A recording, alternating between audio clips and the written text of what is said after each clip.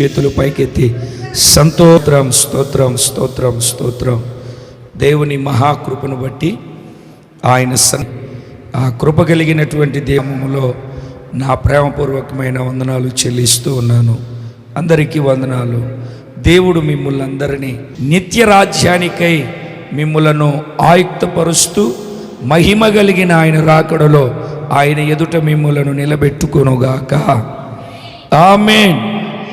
కొంచెం సంతోషంగా దేవుణ్ణి స్తుతించడం, మాట చెప్పిన వెంటనే స్పందించడం, ఆశీర్వాదకరమైనటువంటి మాట వచ్చినప్పుడు స్తోత్రము ఆమేను చెప్పడం మీరు నేర్చుకోండి. దేవుడు ఉన్నతమైన తన కార్యాలు మీ అందరి జీవితాలలో జరిగించునుగాక.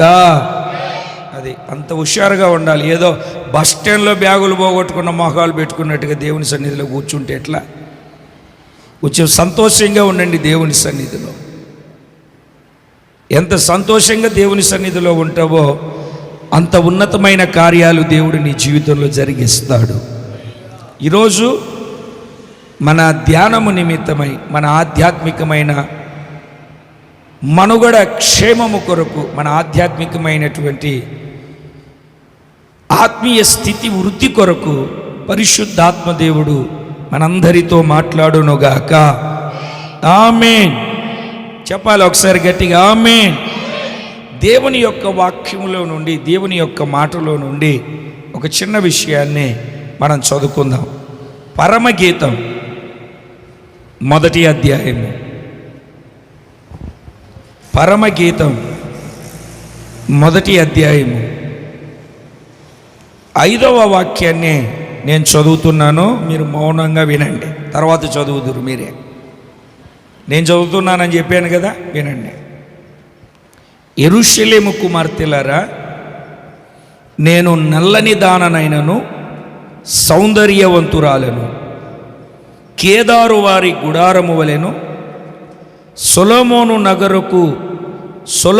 నగరు తెరలవలెను నేను సౌందర్యవంతురాలను.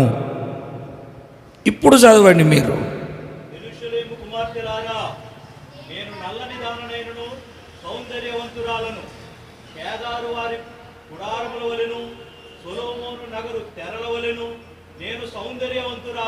ఈ చదవబడినటువంటి వాక్యాన్ని మీరు జాగ్రత్తగా గుర్తుపడితే, ఈ పరమగీతము అంటే ఒక ప్రత్యేకమైనటువంటి గీతము. ఇది పరసంబంధమైనటువంటి గీతము.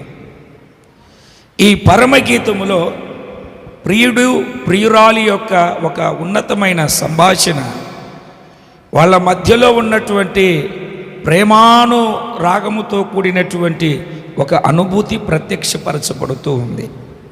ప్రియురాలు తెలియచూపుతూ ఉంది తన యొక్క స్థితిని, తన యొక్క అనుభవాన్ని, తనకు ఉన్నటువంటి ఆ ఆధ్యాత్మికమైనటువంటి స్థితిని తెలియపరుస్తుంది. ఏమని తెలియపరుస్తుందో తెలుసా? ఏమని చెబుతూ ఉందో తెలుసా? ఈ చదవబడినటువంటి వాక్యం అంటే యెరూషలేము కుమార్తెలారా అంటే ఆ సంఘములో ఉన్నటువంటి వారితో తెలియజెప్తూ ఉంది. ఆ తెలియచెప్తూ ఉన్నటువంటి మాట ఏమిటి అంటే, నేను నల్లని దాననైనను సౌందర్యవంతురాలను అని చెబుతూ ఒక 2 విషయాలు చెప్తుంది అక్కడ. కేదారు వారి గుడారము వలెను సొలొమోను నగరు ఉన్నటువంటి ఉన్నతమైనటువంటి మాట ఏమిటంటే, కేదారు వారి గుడారముల వలెను. ఎవరి గుడారముల వలెను? కేదారు వారి గుడారముల వలెను. ఇంతకీ కేదారు అంటే అర్థం ఏమిటంటే నల్లని, నలుపు అని అర్థం. కేదారు అంటే అర్థం ఏమిటో తెలుసా అండి? నలుపు, బ్లాక్. ఈమె ఆ వాక్యంలోనే చెప్తుంది. ఏమని చెప్తుందంటే, నేను నల్లని దాననైనను సౌందర్యవంతురాలను. 6వ వాక్యంలో చదివితే, నల్లని దాననని చిన్న చూపు, నా సౌందర్యం మీకు తెలియదు, నా అందం నీకు తెలియదు, నా సౌందర్యాన్ని గురించి నీకు అర్థం అవ్వట్లేదు. అదే వాక్యపు లేఖనం సెలవిస్తుంది, అందం మోసకరం, సౌందర్యము వ్యర్థము. ఆ రాజు నీ ప్రభువు, అతనికి నమస్కరించు, అతడు నీ సౌందర్యమును కోరినవాడు. 45వ కీర్తనలో చక్కగా చదవద్దు, చక్కగా మనం వింటాం. రాజు మన దగ్గర కోరేది నీ కులము, నీ డబ్బు, నీ టాలెంటు, నీ దగ్గర ఆశించేది నువ్వు ఆయనకు సమర్పించగలిగేది సౌందర్యం. ఏ సౌందర్యం? ఏమిటండి?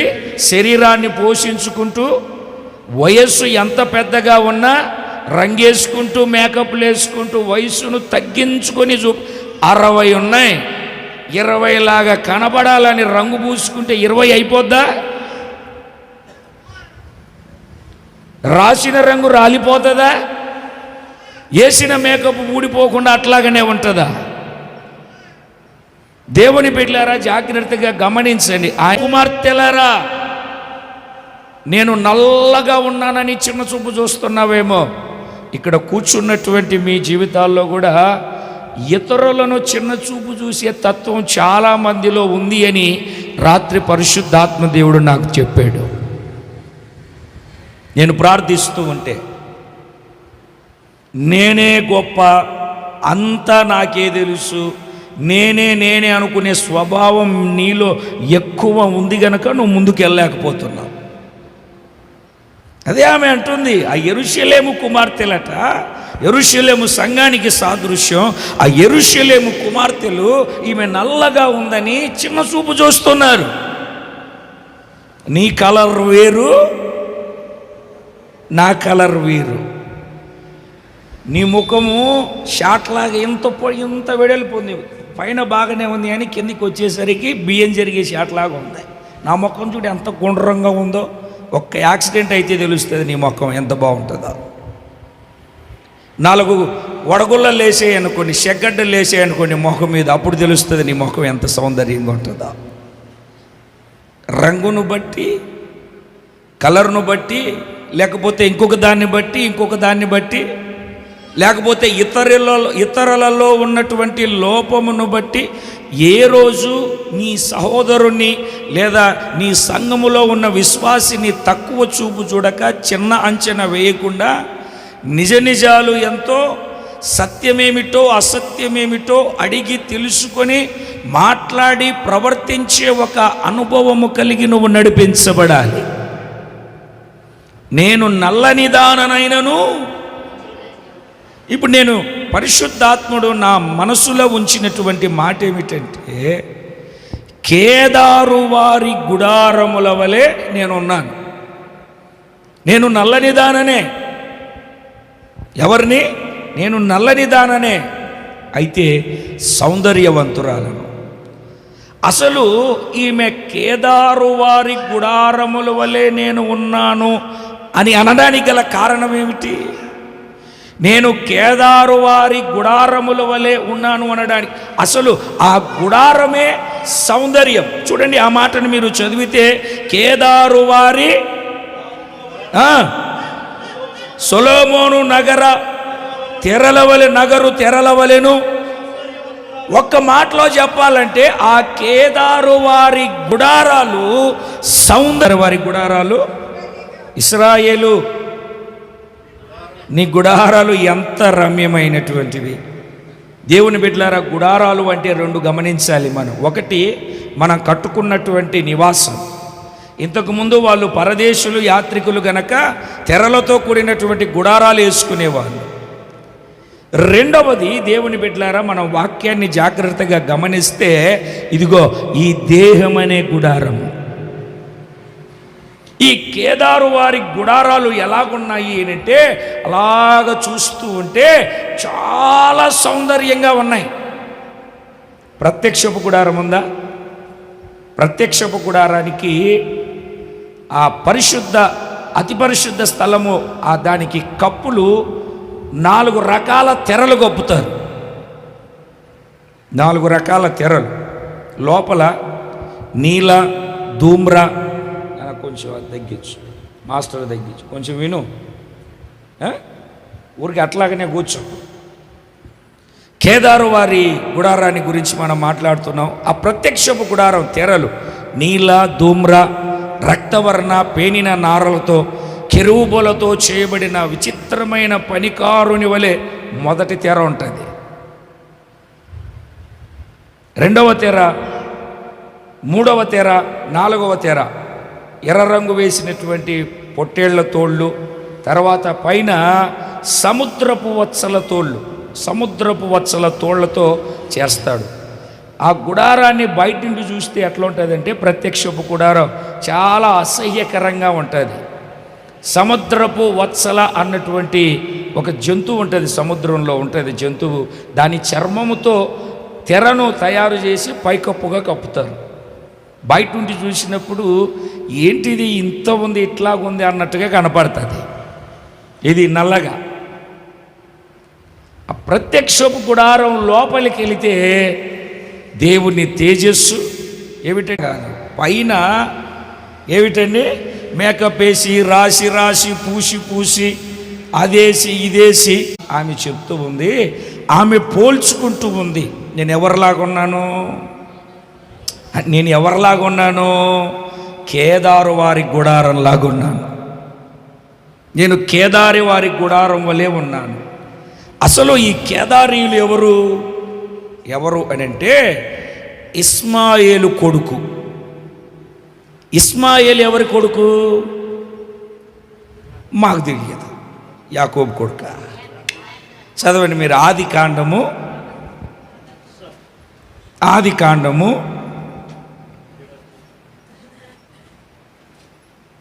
25వ అధ్యాయము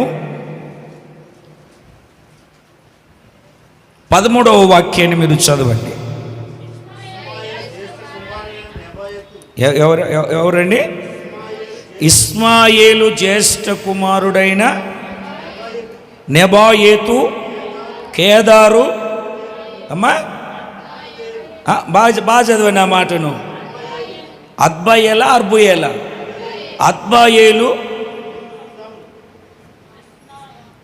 బాగా చదవాలి మీరు, బాగా తెలుగు వచ్చిన వాళ్ళు కరెక్ట్గా చదవండి, కరెక్ట్ వర్డ్స్ చెప్పండి మీరు. అది కరెక్టేనా? ఓకే, పర్వాలేదు. ఎవరి కుమారుడండి కేదారు? ఎవరి కుమారుడు? కేదారు ఎవరి కుమారుడు? వాళ్ళంతా ఇస్మాయిల్ కుమారుడేనండి. జ్యేష్ఠుడు నెబాయేలు, రెండవ వాడు. ఎంతమంది మీ నాన్నకు పిల్లలు?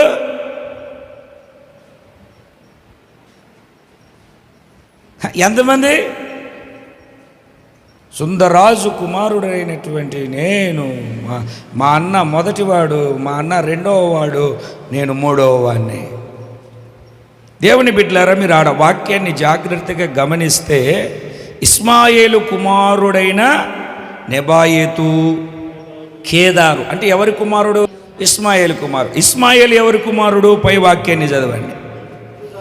ఐగుప్తియురాలును శారా దాసినైన హాగరు అబ్రహామునకు కనిన అబ్రహాము కుమారుడగు ఇస్మాయేలు వంశావళి.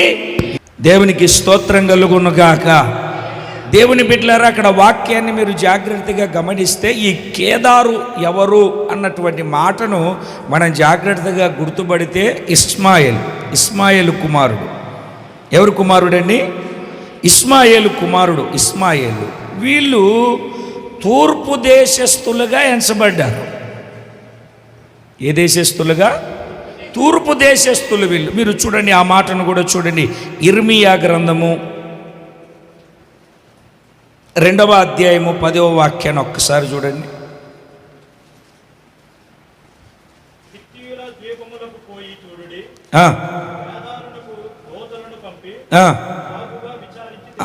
ఆ తర్వాత ఇంకొక మాటను చదవండి. 49:28. ఇదే ఇర్మియా గ్రంథం.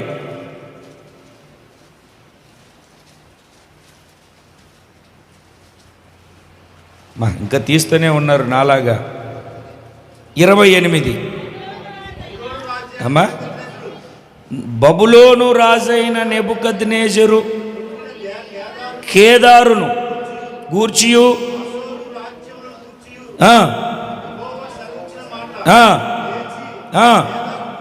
వెల్లుడి. అంటే ఏ దేశస్తులు వీళ్ళు? కేదారీయులు తూర్పు దేశస్తులు, తూర్పు ప్రాంతంలో ఉన్నటువంటి దేశస్తులు వీళ్ళు. దేవుని బిడ్డలారా, మీరు జాగ్రత్తగా గమనించండి. ఈ షూలమితి మన భాషలో చెప్పాలంటే ప్రియుడికి ఏర్పాటు చేయబడిన ప్రియురాలు. ఎవరిని గురించి? తనను గురించి తాను మాట్లాడుకుంటూ ఏం చెప్తుంది అని అంటే, నేను కేదారు గుడారములాగా ఉన్నాను. కేదారు గుడారము ఎలా ఉంది అని అంటే సౌందర్యముగా ఉంది. కేదారు అన్నటువంటి మాటకు అర్థం ఏమిటి అని అంటే నలుపు. కేదారు గుడారము సౌందర్యంగా ఉంది. కేదారు అంటే నలుపు. కేదారు ఎవరు అని అంటే తూర్పు దిక్కున ఉన్నటువంటి వాళ్ళు. కేదారు ఎవరు అని అంటే ఇస్మాయేలు సంతానం. ఇస్మాయేలు ఎవరు అని అంటే షారా దాసి అయిన హాగరుకు అబ్రహాము ద్వారా పుట్టినటువంటి కుమారుడు. ఇది కేదారు వాళ్ళ యొక్క ఒక క్లుప్త వివరణ. దేవుని బిడ్డలారా, ఈ కేదారీయుల గుడారముతో ఆమె పోల్చుకోవడానికి గల కారణం ఏమిటి? ఈ కేదారీయులను బట్టి, ఈ కేదారు వాళ్ళను బట్టి పరిశుద్ధ బైబిల్ గ్రంథం ద్వారా ఈరోజు పరిశుద్ధాత్ముడు మనకు నేర్పుతూ ఉన్నటువంటి పాఠాలేంటి? ఆమె చాలా విషయాలు పోలుస్తూ వచ్చిందండి. చాలా విషయాలు పోలుస్తూ ఉన్నటువంటి ఆ క్రమంలో నేను కేదారు గుడారముల వలెను సొలొమోను నగరకు తేబడు. చెప్పరేంటండి? చదివారు కదా వాక్యం, అప్పుడే మర్చిపోయారా? సొలొమోను నగరకు తేబడు తెరలలాగా ఉన్నాను. అంత సౌందర్యంగా ఉన్నాను నేను అని చెప్తుంది. మరి ఈ రోజున నువ్వు ఎట్లా ఉన్నావు?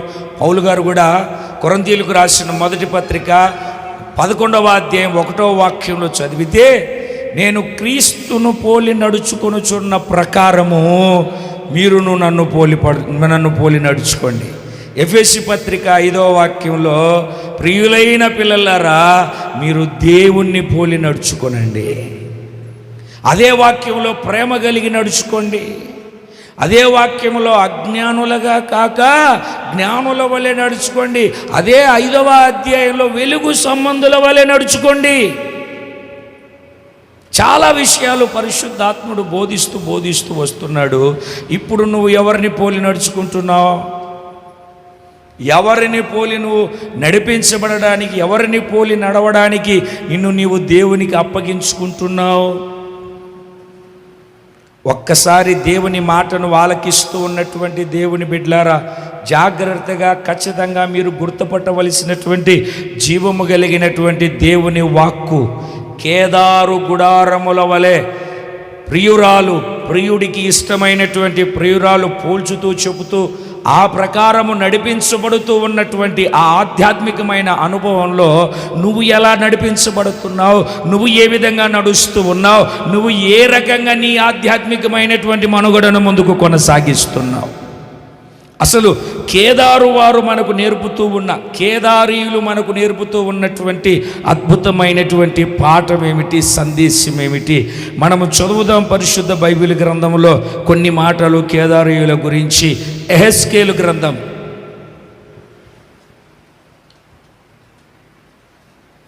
27వ అధ్యాయం 21వ వాక్యం, 27, 21 చదవండి అయ్యా. అరబీయులను కేదారు అధిపతులందరూ నీతో వర్తకములు చేయుదురు. వారి గొర్రె పిల్లలను, పొట్టేన్లను, మేకలను ఇచ్చి నీ సరుకులు కొనుక్కుందురు. వీటినిచ్చి వారు నీతో వర్తకము చేయుదురు. ఇప్పుడు మీరు తలలు పైకి ఎత్తితే కొన్ని మాటలు చెప్తాను నేను.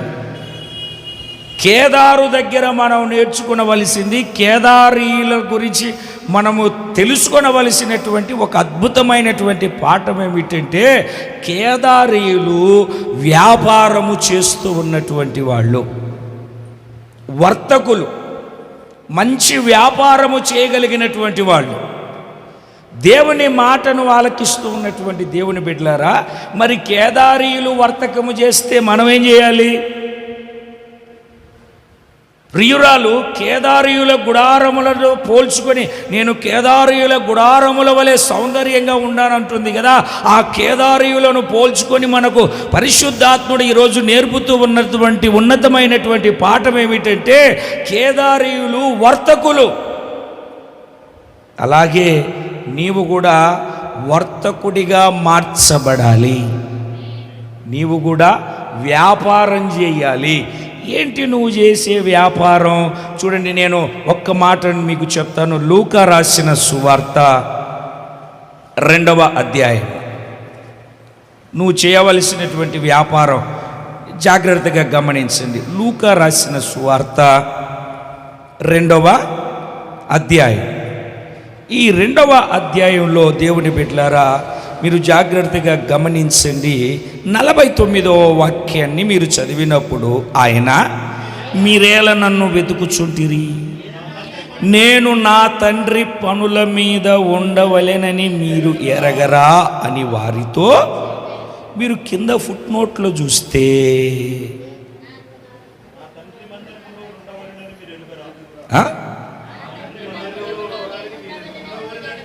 చదివారా? మీరు తలలు పైకెత్తితే నేను చెప్తాను. యేసు ప్రభును వెతుకుతూ ఉన్నటువంటి యోసేపు మరియమ్మలతో ఆయన మాట్లాడుతున్న మాట, అక్కడ ఎతికాం, ఇక్కడ ఎతికాం, అక్కడ ఎతికాం అంటే ఈయన అంటాడు, నేను నా తండ్రి పనుల మీద ఉన్నానని మీకు తెలియదా? కింద పుట్టినోట్లు ఏముంది చెప్పాలి, నోరు తెరిచి చెప్పాలి. అంటే దేవుని మందిరములో ఉన్న ప్రతివాడు దేవుని పని చేస్తున్నాడు అని అర్థం. మీరు ఇంగ్లీష్ బైబిల్లో కానీ చదివితే ఏమని రాసుంటుందో తెలుసా? ఇక్కడ తెలుగు బైబిల్లో నా తండ్రి పని అని రాస్తుంది కదా, ఇంగ్లీష్ బైబిల్లో మై ఫాదర్ బిజినెస్. బిజినెస్ అంటే అర్థం ఏమిటి? వ్యాపారం. వ్యాపారం. మీరు ఇక్కడ 3 విషయాలు గమనించాలి. ఒకటి, తండ్రి పని చేయాలి. 2వది మందిరంలో ఉండాలి. 3వది వ్యాపారం చేయాలి. అంటే ఒక విశ్వాసి, నేను దేవుని నమ్ముకున్నాను, పాటలు పాడతాను, నేను ప్రసంగం చేస్తాను, నేను ఇంత పొడవు సాక్ష్యం చెప్తాను, అది చెప్తాను, ఇది చెప్తాను, అవి పరిచర్యలో ఒక భాగమైతే, నువ్వు దేవుని పని చేసే ఒక ఉన్నతమైనటువంటి పని నీ కొరకు దాచబడి ఉంది. అంటే నువ్వు దేవుని మందిరములో నిలిచి ఉండడమే, దేవుని మందిరములో నువ్వు నిలిచి నడిపించబడమే దేవుని బిడ్డలారా నువ్వు దేవుని పని చేస్తూ ఉన్నట్టు. ఇప్పుడు మీరంతా ఎక్కడున్నారు? అంటే ఏం చేస్తున్నట్టు? మీరు దేవుని పని చేస్తున్నట్టు. ఏం చేస్తున్నట్టు? మీరు దేవుని వ్యాపారం చేస్తున్నట్టు. అంటే ఎంత త్వరగా అయితే, ఇప్పుడు పని ఎన్ని గంటలు ఉంది? పని 3 గంటలు ఉంది. గంటకు 1000 రూపాయలు అనుకో. వినండి జాగ్రత్తగా, గంటకు 1000 రూపాయలు అనుకో. సరిగ్గా 3 గంటలే పని ఉంది. ఈరోజు 3 గంటల పని ఉంది. 9 గంటలకు స్టార్ట్ అయింది పని, 12 గంటలకు ముగించబడుతుంది. నువ్వు 10 గంటలకు వస్తే, అది ఈ 9 గంటల నుండి 12 గంటల వరకు నువ్వు దేవుని పని చేస్తే నీకు వచ్చే ప్రతిఫలం ఎంత? 3000. అదే 9:30కు వస్తే 500 తగ్గుతుంది. మరీ 10 గంటలకు వస్తే, 11:30కు వస్తే వస్తుందా? ఇంకొక అరగంట తగ్గితే 1000 రూపాయలు వస్తాయి. 11:30కు వస్తే 500 వస్తాయి. అసలు 11 గంటల 59 నిమిషాలకు వస్తే, మందిరం తలుపులు వేసిపోయిన తర్వాత వస్తే, ఇక్కడ నేను వాక్యం ఇక్కడ చెప్తున్నాను, ఇక్కడ మనసు పెట్టండి. దేవుని బిడ్డలారా జాగ్రత్తగా గమనించండి. దేవుని మందిరంలో ఉండడం, దేవుని మందిరంలో నిలిచి ఉండడం. సరే, ఎంత చేస్తున్నావు బెదరు నువ్వు దేవుని పని? ఎంత చేసావు నీకు చెప్పిన పని? నువ్వెంత చేసావు నీకు చెప్పిన పని? మీకు చెప్పిన పని ఎంత చేశారు మీరు దేవుని పని? పేజీలు తీసామనుకోండి, అంత చినిగిపోద్ది డైరీ అంతా. యేసు ప్రభు స్వయాన చెప్తున్నాడు, నా తండ్రి పనుల మీద నేనున్నానని మీకు తెలియదా? నా దేవుని మందిరములో, నా తండ్రి మందిరములో నేను ఉంటానని మీకు తెలియదా? నా తండ్రి వ్యాపారం నేను చేస్తున్నానని మీకు తెలియదా? మత్తయి రాసిన సువార్త 25వ అధ్యాయము 14వ వాక్యం నుండి మీరు చదవడం ప్రారంభిస్తే, దేశాంతరము పోవచ్చు తన దాసులను పిలిచి 5 తలాంతులను, ఒకనికి 2, ఒకనికి 1, ఎవని సామర్థ్యము చొప్పున వానికిచ్చి వెంటనే ఆయన దేశాంతరం పోయెను. తీసుకొనిన వాడు ఏనా వాటితో వ్యాపారము చేసి మరి 5 తలాంతులు సంపాదించాను. 2 తలాంతులు తీసుకున్నవాడు వాటితో వ్యాపారం చేసి 2 సంపాదించాను. 1 తలాంతు తీసుకున్నవాడు ఏం చేశాడంటే భూమిని తవ్వి, ఇంకా మీరు లూకాసు వార్తలో చదివితే రుమాలలో చుట్టాడట. ఎక్కడ చుట్టాడనా? మరి ఎంత జాగ్రత్తతో చూడండి. మీరు కూడా అప్పుడప్పుడు ఏం చేస్తారంటే, ఏదన్నా పని చెప్పినప్పుడు ఇంకొకరు వాళ్ళు రాలేదే, వాళ్ళ చేయలేదే అని చెప్పి రుమాల్లో చుట్టి గొయ్యి తవ్వి పాతి పెడుతున్నారు మీరు. దేవుని పనిని నువ్వు ఎంత చేస్తావో అంత నీకు ప్రతిఫలం వస్తుంది, అంత ప్రతిఫలాన్ని నువ్వు అనుభవిస్తావు. ఇతరులతో పోల్చుకుంటే దేవుని సన్నిధిలో రేపు రాకడలో, బ్రదర్ నీకు పలాని పని ఇట్లా అప్పగించాను కదా, ఏం చేసావు నువ్వు అంటే తల దించుకోవాలా? తల దించుకోవాలా? దించుకొని అవసరం లేదా? వ్యాపారం. దేవుని బిడ్డలారా, దేవుడిచ్చినటువంటి తలాంతుతో ఆయన పని నమ్మకముగా చేసి పనిని తుదముట్టించే ఒక ఆధ్యాత్మికమైనటువంటి మనుగడలో నువ్వు కొనసాగించబడాలి. పౌలు గారు చెప్పినట్టు, నా పరుగు తుదముట్టించి తిని ఏం చేశాను? నా పరుగును ఫినిష్ చేశాను, తుదముట్టించాను, క్లోజ్ చేశాను. నేను నా పనిని నేను తుదముట్టించేశాను అని చెప్పినట్టుగా దేవుని బిడ్డలారా, దేవుడు నీకు ఇచ్చినటువంటి తలాంతును బట్టి, దేవుడు నీకు ఇచ్చినటువంటి టాలెంటును బట్టి, తలాంతు అంటే టాలెంటు, ఆ టాలెంటును బట్టి నువ్వు ఎంతగా పనిచేస్తూ ఉన్నావు. రండి, మీకు అందరికీ సువార్త చెప్తాను. మైకులు పెట్టి, అంతకుముందు మైకులు కూడా లేవు కదండి. ఆ రోజుల్లో ఎలా సువార్త చెప్పేవాళ్ళో తెలుసా అండి? వినాలి జాగ్రత్తగా. ఎలా సువార్త చెప్పేవాళ్ళో తెలుసా అండి? జనాలంతా ఒక చోట గుంపు కూడి ఉంటే ఇద్దరు సేవకులు, 2 వ్యక్తులు వెళ్ళి గట్టిగా ఒకరినొకరు కొట్టుకుంటూ ఉంటే అక్కడ ఉన్నటువంటి వాళ్ళంతా వీళ్ళు చుట్టూ ఉండేవాళ్ళంట, ఏంట్రా ఇట్లా కొట్టుకుంటున్నారని. జనాలంతా బాగా గుమ్ముగూడిన తర్వాత, యేసుప్రభువే నిజమైన దేవుడు, యేసుప్రభువే రక్షకుడు, యేసుప్రభు తప్ప వేరొక దేవుడు లేడు అని చెప్పేసి వాళ్ళు వెళ్ళిపోయేవాళ్ళట. నీకు అన్ని చక్కగా సదుపాయాలు ఉన్నాయి, పొద్దున్నుంటి సాయంత్రం వరకు సెల్ ఫోన్ ఖాళీ ఉండదు. ఎవరికైనా ఏదన్నా ఒక మంచి సువార్త, దేవుని మాటలు చెప్పి పరిచయం చేసి దేవుని పని చేసి కొన్ని ఆత్మలను దేవుని మందిరానికి తీసుకొని వస్తున్నావా? ఒక్కొక్కసారి ఇంట్లో ఉన్న వాళ్ళనే మనం దేవుని మందిరానికి తీసుకొని రాము.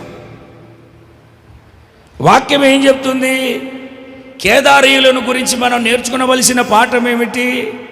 వాళ్ళు వ్యాపారము చేస్తూ ఉన్నారు, వాళ్ళు వర్తకము చేస్తూ ఉన్నారు, వాళ్ళు వ్యాపారము చేసే ఒక పని వాళ్ళు కలిగి ఉన్నారు. ఏమిటి ఆ వ్యాపారము అని అంటే, దేవుడిచ్చినటువంటి తలాంతును దేవుని పనికి ఉపయోగించి ఆ ఇచ్చినటువంటి తలాంతును రెట్టింపు చేస్తూ ఉన్నారు. ఆ పనికి రెట్టింపు ప్రతిఫలము కలిగేటట్లుగా వాళ్ళు ప్రయాసపడుతూ ఉన్నారు. రెండు చేతులు పైకెత్తి ఒకసారి గట్టిగా దేవుని ఉన్నతమైన నామానికి మహిమ కలుగునట్లుగా స్తోత్రం చెబుదాం. ఇప్పుడు చూడండి, ఒక్క తలాంతు తీసుకున్నవాడు ఏం చేయబడ్డాడు? ఒక్క తలాంతు తీసుకున్నవాడు ఏం చేశాడు? ఆ తలాంతుని చదువు నాన్న, చదువు, ఆ మాటను చదువు అయ్యా, చదవండి. 24వ వాక్యంలో దాచిపెట్టాను,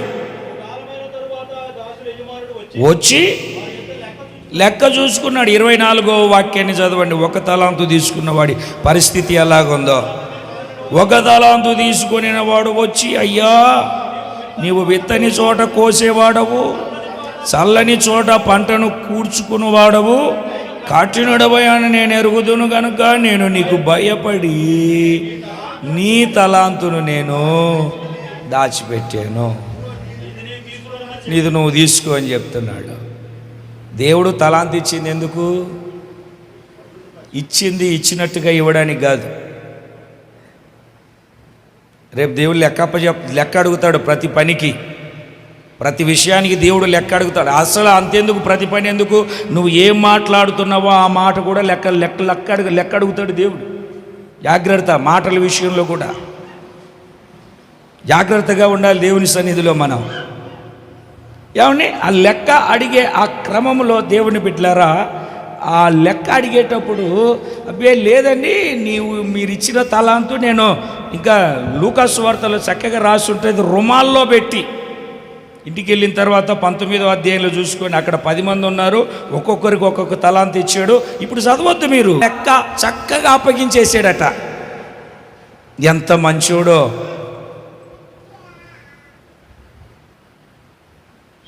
దేవుని బిడ్డలారా, మన ఆధ్యాత్మికమైన జీవితంలో ఆ విధంగా, ఆ రకంగా, అలాగున మనము ఎప్పటికీ ఎప్పుడు ఉండకూడదు. నమ్మకమైనటువంటి పనివారముగా, నమ్మకమైనటువంటి దాసులుగా దేవుడు వ్యాపారము చేసి, వ్యాపారము ద్వారా, వ్యాపారం చేస్తే ఏమొస్తుందండి? లాభమా నష్టమా? కొన్ని పరిస్థితుల్లో నష్టం వచ్చినా నువ్వు అదే వ్యాపారం మీద ఖచ్చితంగా నిలిచి ఉంటే తుదకు ఆ వ్యాపారము లాభసాటిగా ఉంటుంది. యాకోబు పత్రికలో మనం చదువుతాం, ఒకానొక పట్టణమునకు వెళ్ళి మనము వ్యాపారము చేసి లాభము సంపాదించుకుందాము రండి అని. వ్యాపారం ఎందుకు చేస్తారు? లాభం కోసం చేస్తారు. నీకు దేవుడిచ్చినటువంటి తలాంతును బట్టి పరిచర్య కొరకు నశించిపోతున్న ఆత్మల ద్వారా దేవునికి ఏ లాభం వచ్చింది? కేదారు గుడారీయులను మనం చూసి నేర్చుకోవలసిన పాఠం ఏమిటంటే, వాళ్ళు మంచి వ్యాపారం చేసేవాళ్ళు.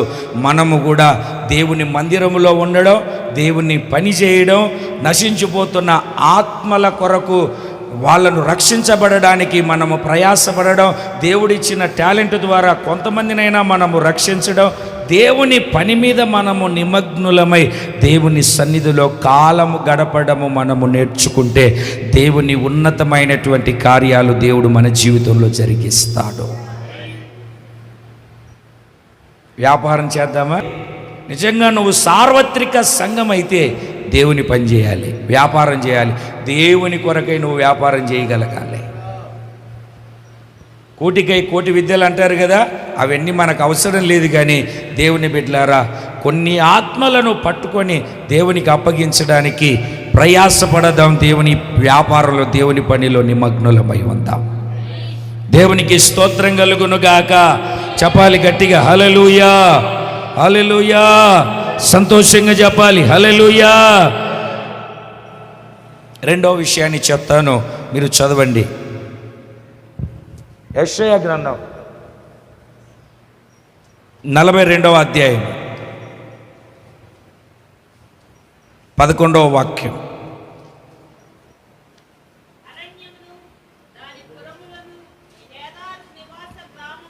కేదారు నివాస గ్రామములను బిగ్గరగా పాడవలెను, సంతోషించుదురుగాక, పర్వతముల శిఖరముల నుండి వారు కేకలు వేయుదురుగాక. అక్కడికి ఆగితే అక్కడ చెప్పబడుతూ ఉన్నటువంటి అద్భుతమైనటువంటి మాట ఏమిటంటే, కేదారు నివాసుల గ్రామములను బిగ్గరగా పాడాలి. ఒకసారి నన్ను చూడండి. ఇప్పుడు ఆరాధనలో పాట పాడాం కదా, ఆ పాట కలిసి ఎంతమంది పాట పాడారు? నమ్మకంగా చెప్పండి. అట్లేం చెప్పొద్దు. ఇప్పుడు నీకు పాట రాకపోతే పర్వాలే, ఏమండి, అసలు ఎప్పుడు వినకపోతే ఇంకా పర్వాలే. ఒక 10 సార్లు విన్నావు అనుకో, ఆ 10 సార్లలో కొన్ని వచనాలన్నా గుర్తుంటాయి కదా. ఒక్కొక్క లైన్ ఎన్నిసార్లు పాడుతున్నాం మనం? 2 సార్లు పాడుతున్నాం. మొదటిసారి పాడేటప్పుడు జాగ్రత్తగా విని, రెండవసారి కలిసి పాడడానికి గలం విప్పుతున్నావా? విప్పితే నీకు పాట వస్తుంది. కొన్ని చప్పట్లు కొడుతున్నావా?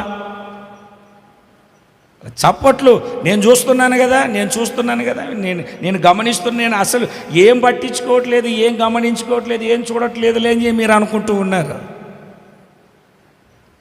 అర్థమైందండి? చప్పట్లు కొట్టేది లేదు, పాటలు పాడేది లేదు.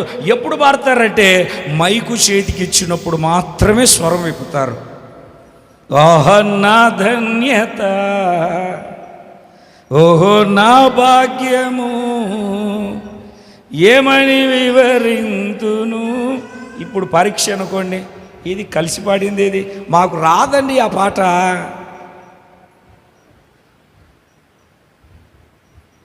పాడరు, మీరు కలిసి పాడరు, నాకు తెలుసు. మీరు స్పెషల్, సంథింగ్ స్పెషల్. మీరు ఏకాంతంగా నివసించే ప్రత్యేకమైన జనం, ఏకనిరించిన మీరు కలవరు, మీరు దేంట్లో కలవరు. మైకిస్తే మాత్రం బాక్సులు బద్దలు చేస్తారు. కేదారు గుడారీయులను గురించి మనమే నేర్చుకుంటున్నాం. రెండవదిగా వాళ్ళు బిగ్గరగా పాడతారట. వాళ్ళు సచ్చుబడి నా గొంతు పోతుందేమో, రేపు స్టూడియోలో నేను పాడలేనేమో, స్టూడియోలో రేపు మళ్ళీ 0 వచ్చేస్తుందేమో, మళ్ళీ నాకు తర్వాత అవకాశాలు రావేమో. దేవుడు నీ స్వరము, నీ రాగం కాదు చూసేది. దేవుని బిడ్డలారా, నువ్వు పాడుతూ ఉన్నావే, ఆ పాడే పాటలో నీ యొక్క ఆసక్తిని దేవుడు చక్కగా చూస్తూ ఉన్నాడు. దేవునికి స్తోత్రం కలుగునుగాక. చెప్పాలి సంతోషంగా, హల్లెలూయా.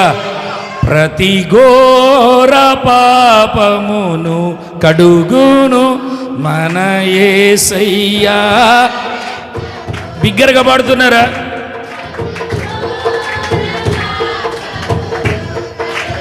ఒక్క నిమిషం పాడమంటే ఇట్లాగనే పాడతారు. చాలా సంతోషం. చక్కగా చప్పట్లు కొడుతూ, ఏమిటండి, ఏం కొడుతూ? చక్కగా చప్పట్లు కొడుతూ. నిన్న మీటింగ్కి వెళ్ళానా, మొన్న శుక్రవారం మీటింగ్కి వెళ్ళాను. కూర్చొని వింటుంటే మైక్ ఇచ్చిన వాళ్ళే పాడుతున్నారు తప్ప మిగతా వాళ్ళు పాడట్లే. కరెంటు పోయిన తర్వాత నడిపించు నానావా పాడండి అని ఆ ప్యారిస్ పాస్టర్ గారు ఎత్తాడు. నడిపించునా.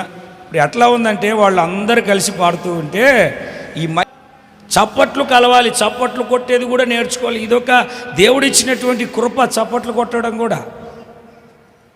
ప్రతి ఘోర పాపమును కడుగును మన యేసయ్యా.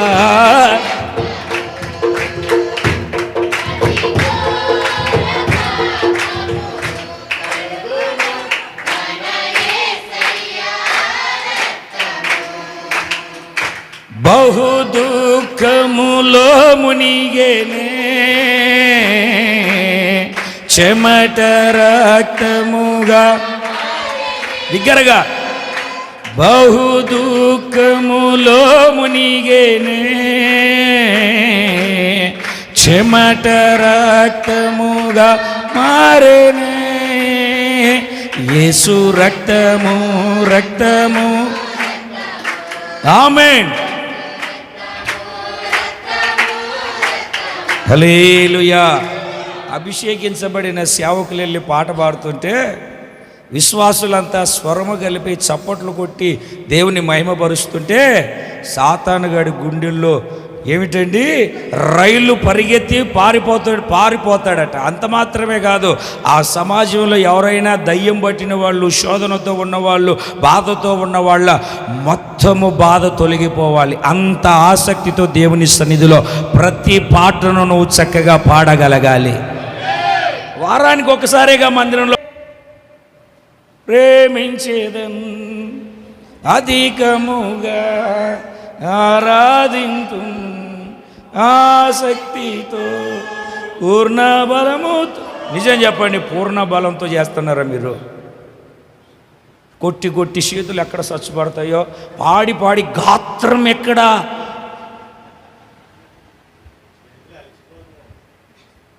చప్పట్లు కొట్టడం కానీ, స్తోత్రాలు చెప్పడం కానీ, హల్లెలూయా చెప్పడం కానీ మీకు రాదు.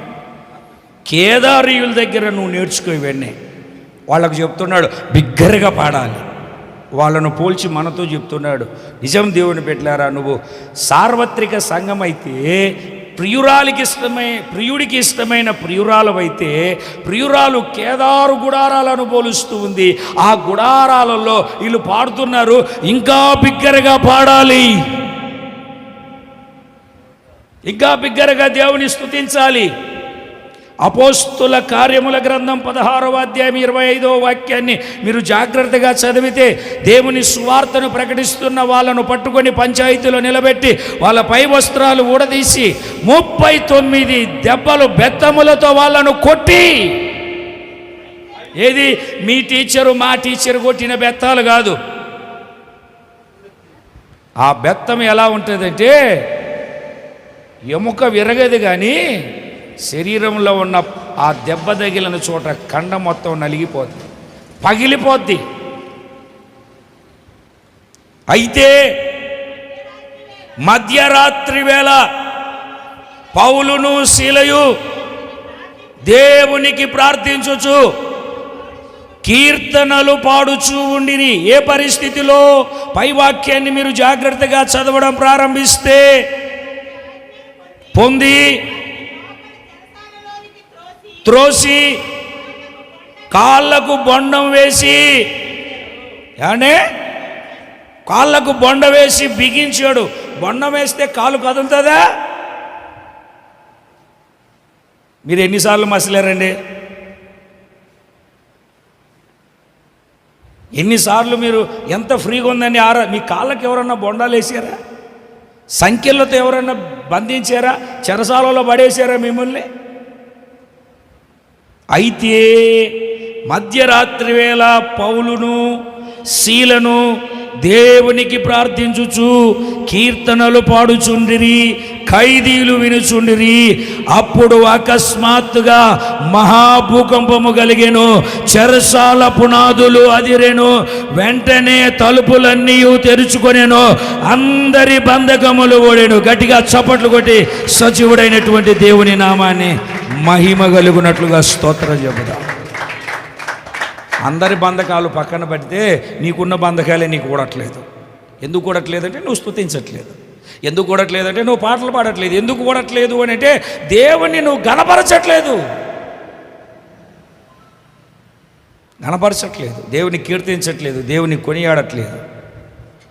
నిజంగా నువ్వు నీ ఇంట్లో ఉదయము సాయంత్రము పాడి స్తుతించి గనుడైనటువంటి దేవుని నామాన్ని గణపరిచే ఒక ఉన్నతమైన అనుభవం నువ్వు కలిగి ఉంటే ఖచ్చితముగా నీ బంధకము ప్రతిదీ పటాపంచలుగా తెగిపోతుంది. నీ కాళ్ళకు బిగించబడిన బొండము ఊడిపోతుంది, తలుపులన్నీ తెరవబడతాయి, అందరి బంధకాలు ఊడిపోతాయి, పునాదులు కదిలించబడతాయి. మహాభూకంపము ఆ చెరలో వేయబడిన నీ స్థితి మీదికి దిగి వచ్చి పునాదులు పెకిలించగలుగుతుంది. అంత శక్తి కలిగినటువంటిది స్తుతి. స్తుతి పాడుచు నిన్నే ఘనపరచుచు ఆరాధించు. ఆయనను స్తుతిస్తూ, ఆయనను గణపరుస్తూ, ఆయనను నువ్వు ఆరాధిస్తూ ఉంటే అద్భుతమైనటువంటి కార్యాలు దేవుని ద్వారా నువ్వు వినబడగలుగుతావు. బాప్తిస్వం తీసుకున్న వాళ్ళంతా చేతులెత్తి ఒకసారి హల్లెలూయా చెప్పండి. ఎవరు? నువ్వు తీసుకోలేదా?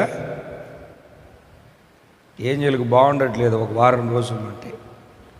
మొన్న హాస్పిటల్ ఏదో సెలైన్లు పెట్టాలన్నారట. ప్రార్థన చేయండి కొంచెం. దేవునికి స్తోత్రం కలుగునుగా. అన్నం తినట్లేదు, తిన్నా వాంతికి చేసుకుంటుంది. కొంచెం ప్రార్థన చేయండి. ఇప్పుడు చెప్పండి ఒకసారి, బాప్తిస్మం తీసుకున్న వాళ్ళు చేతులు ఎత్తి గట్టిగా దేవునికి స్తోత్రం చెప్పండి. అంటే బాప్తిస్మం ద్వారా ఏమొచ్చిందో తెలుసా నీకండి? నీతి వచ్చింది. ఏమొచ్చింది? ఉచితంగా నీతి వచ్చింది బాప్తిస్మం ద్వారా. అంటే ఇప్పుడు నువ్వెవరు? లోకస్తుడు ఎన్నైనా మనల్ని అనొచ్చు. లోకస్తుడు ఏంటి? మన సహోదరులే మనల్ని దూషించవచ్చు. పట్టించుకోవద్దు మీరు. ఏమన్నా దేవునికి స్తోత్రం అని చెప్పండి. దొంగ అన్నాడు అనుకో, ఇంకా దేవునికి స్తోత్రం చెప్పండి. మరి చెప్పట్లేదే అంటే నన్ను ఎవరు అనలేదంటావా? నన్నైతే చాలామంది అన్నారు. నా దేవునికి తెలుసు కదా నేను దొంగనో బొంగనో. ఎవరు దేవునికి తెలుసు కదా. మౌనంగా దేవునికి స్తోత్రం చెప్పడమే. నన్ను ఎగతాళి చేసినా ఇంటికి వెళ్ళి కూర్చొని ప్రభువా నీకు వాళ్ళు అన్నప్పుడు కొంచెం బాధ వస్తుంది, కానీ పక్కకి వెళ్ళిన తర్వాత దేవునికి, ఇంటికి వెళ్ళిన తర్వాత సమయం దొరికినప్పుడు దేవునికి మనసారా దేవునికి స్తోత్రాలు చెప్తూ ఉంటాను. దేవునికి స్తోత్రం కలుగునుగా. చెప్పాలి గట్టిగా హల్లెలూయా. సంతోషంగా చెప్పాలి హల్లెలూయా. ఎవరు నువ్వు? కొంచెం గట్టిగా చెప్పండి. నీతిమంతుడైతే నీతిమంతుడి క్రియలు చేయాలి కదా. ఇప్పుడు నేను ఒక మాటను చూపిస్తాను. 118వ కీర్తన 15వ చరణాన్ని మీరు చదవండి. అసలు నువ్వు నీతిమంతుడవైతే నువ్వు బాప్తిస్మం తీసుకొని ఉంటే, కేదారీయుల గుడారపు యొక్క అనుభవం నీలో ఉంటే, నీతిమంతుడవైతే నువ్వు చేయాల్సిన పని ఏమిటో అక్కడ చక్కగా చెప్తుంది. చదవండి ఇప్పుడు. నీతిమంతులు చదవరేంటండి మీరు? బైబిల్లో తీసేది రాదు, నోరు తెరిచి చదివేది రాదనుకుంటా. ఎక్కడా నువ్వెవరు?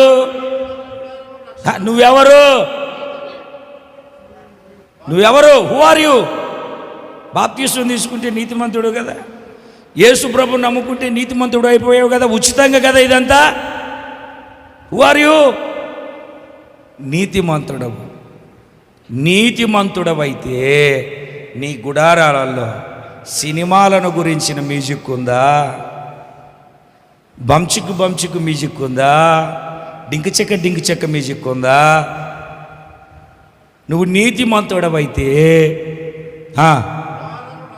నీతిమంతుల గుడారములలో రక్షణను గూర్చిన ఉత్సాహ సునాద గీతములు వినబడును. చేతులు పైకెత్తి ఉత్సాహగానము పాడెదము, గణపరచెదము మన యేసయ్య నామమును.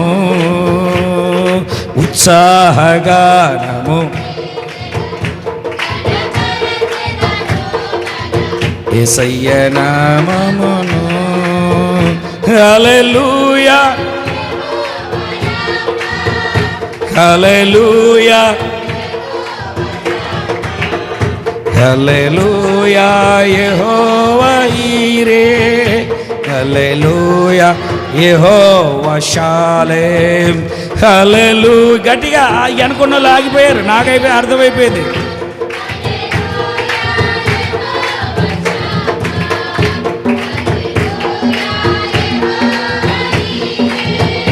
హల్లెలూయా యెహోవా షాలోం.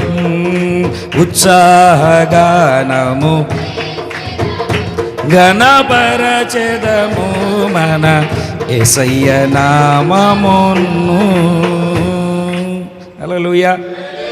ఎంత ఆనందంగా ఉంటుందండి పాటలు పాడుతూ ఉంటే. దేవునికి స్తోత్రం కలుగునుగాక. నువ్వు నీతిమంతుడవైతే, నిజంగా నువ్వు యేసు ప్రభుని నమ్ముకొని ఉంటే, నిజంగా యేసయ్య రక్తం ద్వారా నువ్వు విడుదల నీ గుడారంలో వినబడాలి. పొద్దున సాయంత్రం సమయం దొరికినప్పుడల్లా పాట, స్తుతి, కీర్తన, దేవుని మాట, దేవుని వాక్యం నీ గుడారంలో ఎప్పుడు వినబడుతూనే ఉండాలి. నీతిమంతుల గుడారాలలో రక్షణను గూర్చిన ఉత్సాహ సునాద గీతాలు వినబడును. ఇప్పుడు మన గుడారాలలో ఏం వినబడుతున్నాయి? ఇశ్రాయేలీయుల గుడారాలలో సనుగులు వినబడ్డాయంట. అందుకే వాళ్ళు ఏమైపోయారో తెలుసండి, ఆకులు రాలిపోయినట్టుగా. ఏ ఆకు రాలిపోయినట్టు? ముదిరిపోయిన ఆకు రాలిపోయినట్టు. కీర్తనల గ్రంథంలోనే నీతిమంతుడు చిగురాకు వలె వృద్ధి చెందుతాడట. నీతిమంతుడు చిగురాకు వలె ఉంటాడంట, లేత లేతగా. ముదిరిపోయిన భక్తి కాదు, లేత లేత భక్తి నీతిమంతుడు. ఆ నీతిమంతుని గుడారంలో రక్షణను గూర్చిన ఉత్సాహ సునాద గీతాలు వినబడుతూ ఉంటాయి. మొదటిది, కేదారులో మనం నేర్చుకోవాల్సింది ఏంటంటే వ్యాపారం. రెండవది, కేదారును చూసి మనం నేర్చుకోవాల్సింది ఏమిటంటే ఆయనను స్తుతించడం, పాడడం, కీర్తించడం, ఆయన నామమును మాత్రమే ఘనపరచడం. మూడో విషయాన్ని చెప్తాను, మీరు చదవండి. కేదారును గురించి మనం నేర్చుకోవలసిన విషయం యెషయా గ్రంథం 21వ అధ్యాయము 17వ వాక్యం.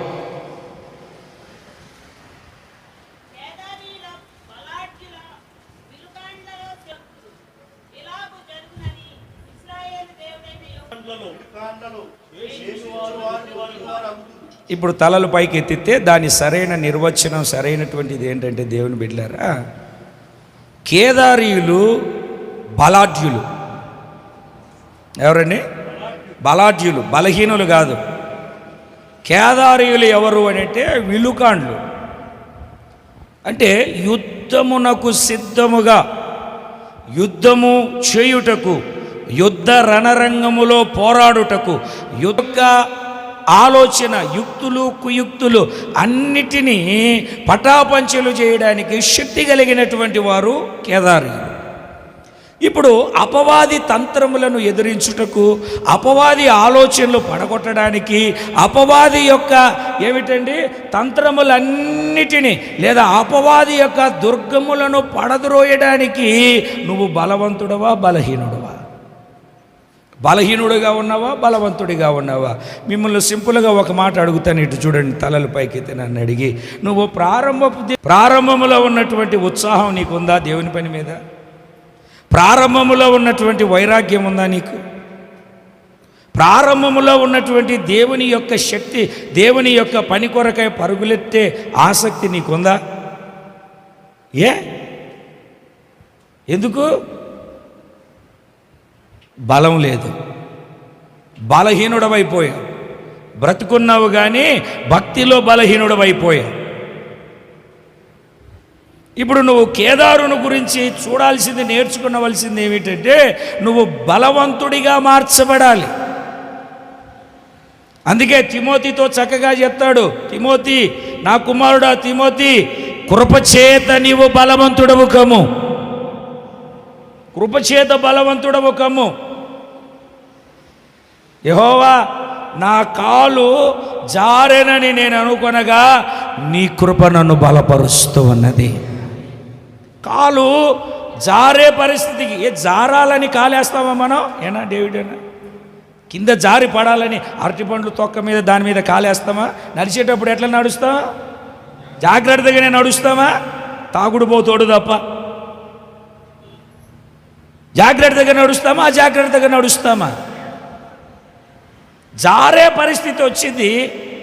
ఆయన అంటాడు, కీర్తనకారుడు, దేవా నీ కృప నన్ను బలపరుస్తూ ఉన్నది, నీ కృప నన్ను బలపరుస్తూ ఉన్నది, నీ కృప నన్ను స్థిరపరుస్తూ ఉన్నది, నీ కృప నన్ను ఆదరిస్తూ ఉన్నది, నీ కృప నన్ను ఓదారుస్తున్నది. అసలు జారవలసిన పరిస్థితి ఎందుకు వచ్చిందంటే, బలహీనుడు అయిపోయావు. ప్రార్థన లేదు, బలహీనుడు అయిపోయావు. వాక్యాన్ని చదివే అనుభవం లేదు, బలహీనుడు అయిపోయావు. స్తుతించే అనుభవం లేదు, బలహీనుడు అయిపోయావు. దేవుని పని చేసే అనుభవం లేదు, బలహీనుడు అయిపోయావు. దేవుని కొరకు పరిగెత్తే పని చాలు ప్రభువా, ఇక చాలు నాయన, నా పితరుల కంటే గొప్పవాణ్ణి కాదు అంటే ఇతరులతో పోల్చుకుంటున్నాడు భక్తి. నా పితరుల కంటే గొప్పవాణ్ణి కాదు నాయన, ఇక నన్ను తీసుకెళ్ళు అని చెప్పి ప్రార్థన చేసి పడుకున్నాడు. ఎందుకు అరణ్యంలోనికి వెళ్ళి బదరి వృక్షం కింద పడుకోవాల్సి వచ్చిందంటే, యెజబెలు ఉత్తరం రాసింది, నువ్వు 400 మందిని చంపావు కదా ప్రవక్తలను, వాళ్ళల్లో ఒకటిగా రేపు మార్చబడకపోతే నన్ను అడుగు. ఇశ్రాయేలీయులు 2 తలంపుల మధ్య ఉంటే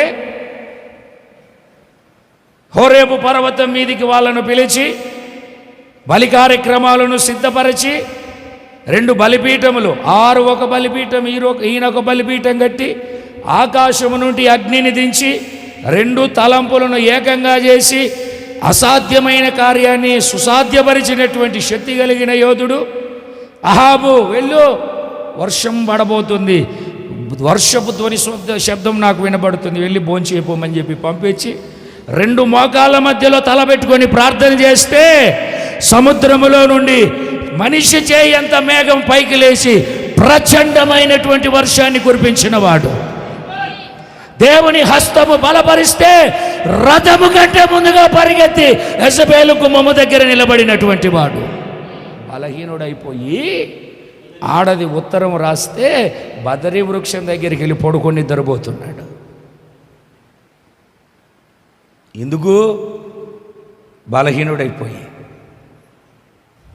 సాంసోను బలాఢ్యుడేగా, ఎప్పుడు బలహీనుడయ్యాడు?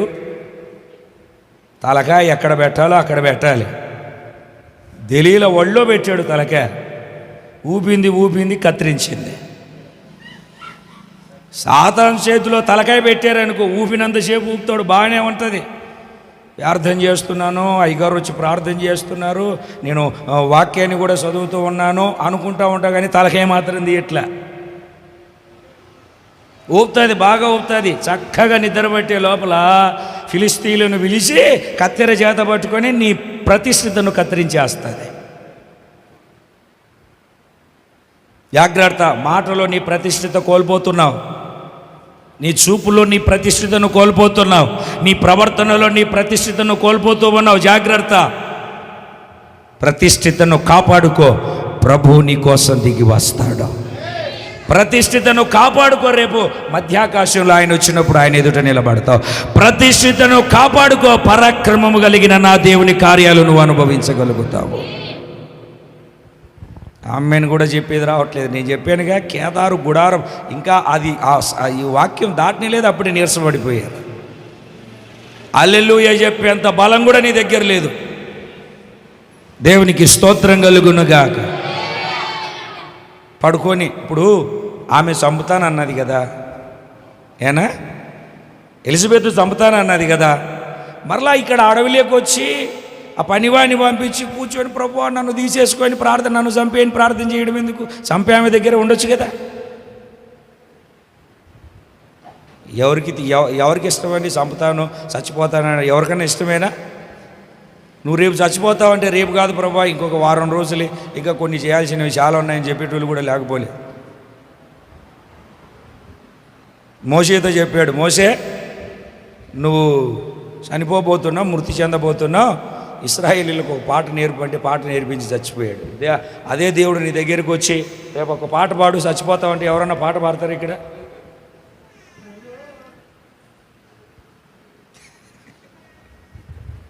దేవునికి ఇష్టం. నిర్గమకాండం 31వ అధ్యాయం, 32వ అధ్యాయం, 33వ అధ్యాయం చక్కగా చదువుకొని మీకు అర్థమైపోతుంది. దేవుని బిడ్డలారా గమనించండి, బలం ఏమిటండి? బలం. కాలేబు చెప్తాడు, ఇదిగో 40 సంవత్సరాల క్రితం, ఇప్పుడు నా సంవత్సరంలో నా వయసు 80 సంవత్సరాలు, 40 సంవత్సరాల క్రితం మోసే నన్ను పంపిన నాడు నాకు ఎంత బలం ఉందో ఇప్పుడు కూడా అంతే బలం ఉంది. దేవుని నమ్ముకున్న కొత్తలో బాగానే పనిచేసేవుగా, మందిరానికి బాగానే వచ్చేవాడివా, సేవకులతో సహవాసంగా ఉండేవాడివి, మీటింగులు అంటే పరిగెత్తుకొని వచ్చేవాడి, దేవుని పని చేసేవాడి, దేవుని పరిచర్య చేసేవాడు. ఇప్పుడేమైంది? తెగులు, బలహీనత అనే తెగులు, క్రియలు బలహీనత నీకు కలగజేసి నీ ఆధ్యాత్మికమైన జీవితాన్ని కుప్పకూలిపోయేటట్లుగా చేస్తూ ఉంది. కేదారీయులు విల్లుకాళ్ళును బలాఢ్యులు. కాలేబు చెప్పినట్టుగా 40 సంవత్సరాల క్రితం నా భక్తి, నా ఆసక్తి, నా వైరాగ్యం, యుద్ధానికి వెళ్ళడానికి, యుద్ధానికి రావడానికి ఎంత బలం ఉందో ఇప్పటి కూడా 80 సంవత్సరాలలో కూడా నాకు అంతే బలం ఉంది. దేవునికి స్తోత్రం కలుగునుగాక. చేతులు పైకెత్తి గట్టిగా చెప్పాలి. ఎంత బలం ఉందో అంతే బలం ఉంది, ఎక్కడ డ్రాప్ అవ్వలేదు నా బలం.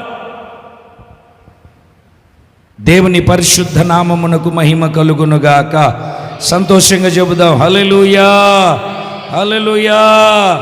బలపరచబడ్డా బలపరచబడలేదా? అన్ని విడిచిపెట్టి యెబ్బోకు రేవు దగ్గరికి వచ్చి, ఏమిటండి దేవదూత నరుడు దేవుడని రాస్తుంది, సందర్భాన్ని బట్టి పోరాడాడు.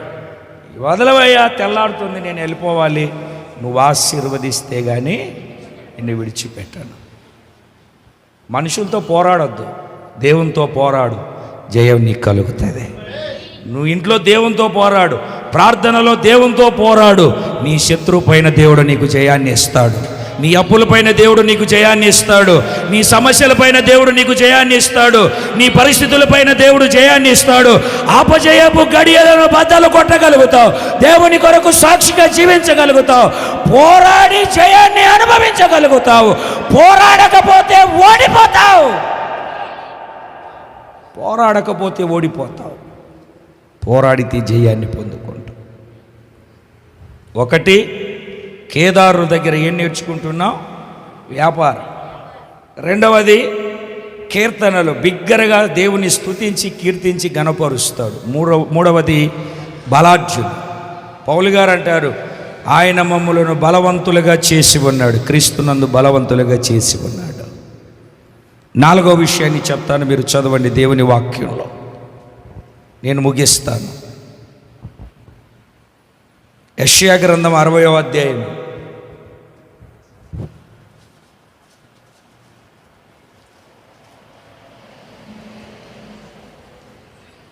7వ వాక్యం. నీ కొరకు కేదారు గొర్రె మందలన్నీ కూడుకొనును, నెబాయేతు పొట్టేండ్లు నీ పరిచర్యకు ఉపయోగములగును, అవి నా బలిపీఠము మీద అంగీకారములగును, నా శృంగార మందిరమును నేను శృంగారించుకుంటాను. మందిరం శృంగారించబడాలంటే ఏమండి? అయితే కేదారీయులు నీకు నాకు నేర్పుతూ ఉన్నటువంటి పాఠం ఏమిటంటే, కేదారీయులు మందను పోగు చేస్తూ ఉన్నారు. మరలా ఒకసారి ఆ మొదటి లైన్ చదవండి. అంటే కేదారు మందం ఏమవుతుంది? సమకూర్చబడుతుంది. మీరు ఇంతకుముందు చదివారు కదండి, హెస్కేల్ గ్రంథం కూడా ఒకసారి చదవండి. 27, 21, 27, 21 కూడా చదవండి, మీకు అక్కడ ఇంకా చక్కగా అర్థమవుతుంది.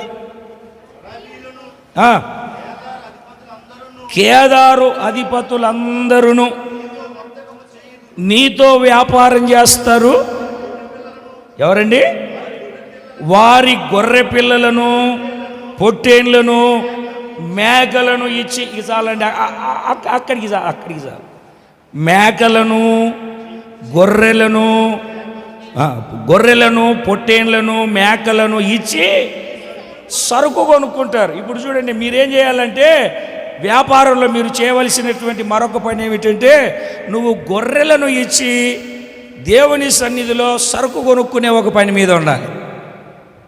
అంటే కొన్ని ఆత్మలను నువ్వు దేవుని సన్నిధికి తీసుకొని వచ్చి దేవుని దగ్గర ఉన్న ఆశీర్వాదం, ఆత్మవరాలు, ఆత్మాభిషేకం, ఆత్మశక్తి అనే రెట్టింపు అభిషేకాన్ని నువ్వు దేవుని దగ్గర పొందుకోవాలి. దేవునికి స్తోత్రం కలుగునుగాక. కేదారీయులు మనకు నేర్పుతూ ఉన్న మరొక పాఠం ఏమిటంటే, వాళ్ళు పొట్టేళ్లను పోగు చేస్తూ ఉన్నారు. వాళ్ళు గొర్రెలను వాళ్ళు వృద్ధి చేస్తూ ఉన్నారు. ఏమిటండి? కింద మనం చూస్తే నెబాయేతు పొట్టేళ్ళు, అంటే కేదారీయుల పొట్టేళ్ళు కానీ నెబాయేతీయుల పొట్టేళ్ళు కానీ పరిచర్యకు ఉపయోగపడుతున్నాయి. దేనికి ఉపయోగపడుతున్నాయి? పరిచర్యకు ఉపయోగపడుతున్నాయి. తర్వాత బలిపీఠం మీద అంగీకారముగా మార్చబడుతున్నాయి. సంఘం అనే బలిపీఠం మీద నువ్వు సంపాదించి తీసుకొని వచ్చినటువంటి ఆత్మ దేవుడు అంగీకరిస్తూ ఉన్నాడు. నువ్వు సంపాదించి తీసుకొని వచ్చిన ఆత్మ పరిచర్యకు ఉపయోగపడుతూ ఉంది. అందుకని ఎవరండి వాళ్ళు? కేదారు వాళ్ళను చూసి నువ్వు నేర్చుకునవలసినటువంటి అద్భుతమైన పాఠం ఏమిటి అని అంటే, ఆత్మలను పోగు చేసే ఒక పని నువ్వు కలిగి ఉండాలి. ఇంతకుముందు అన్నాను, మరలా అంటున్నాను, ఎంతమందిని నువ్వు దేవుని సన్నిధానానికి తీసుకొని రాగలిగావు? ఎంతమందిని నువ్వు దేవుని సన్నిధానానికి తీసుకొని వచ్చావు? నువ్వు తీసుకొచ్చిన ఆత్మ పరిచర్యకు ఉపయోగపడుతుందా? అది బలిపీఠం మీద అంగీకారముగా మార్చబడుతుందా? ఏమండి, పొద్దు నుండి సాయంత్రం వరకు పిల్లల కోసం ప్రయాసపడడం లేదా? తినడానికి కష్టపడట్లేదా? సంపాదించుకోవడానికి పరుగులు తీయట్లేదా? ఇన్ని చేస్తున్నటువంటి నీవు కాస్త కాలము దేవునికి సమర్పించి, దేవునికి అప్పగించి, వారంలో కనీసం కొంత సమయాన్ని నువ్వు కేటాయించి కొన్ని ఆత్మలను సంపాదించే ఒక పని నువ్వు చేస్తే ఎంత బాగుంటుంది. జకరియా గ్రంథము 8వ అధ్యాయము 23వ వాక్యం. జకరియా గ్రంథము 8వ అధ్యాయము. యెహోవా సెలవిచ్చున్నదేమనగా, ఆ దినములలో ఆయా భాషలు మాట్లాడు అన్యజనులలో 10 మంది ఒక యూదుని చెంగుబట్టుకొని, దేవుడు మీకు తోడుగా ఉన్నాడను సంగతి మాకు వినబడినది గనుక మేము మీతో కూడా వస్తామని చెప్తారు. ఎవరు తోడై ఉన్నారంటే అండి? ఏం పట్టుకొని వస్తారంట? ఏం పట్టుకొని వస్తారండి? మరి ఆ చెంగును నువ్వు ఇయ్యగలుగుతున్నావా? ఏమండి, దేవుడు నీకు తోడుగా ఉన్నాడు అన్నటువంటి సంగతి ఇతరులు చూడగలుగుతూ ఉన్నారా?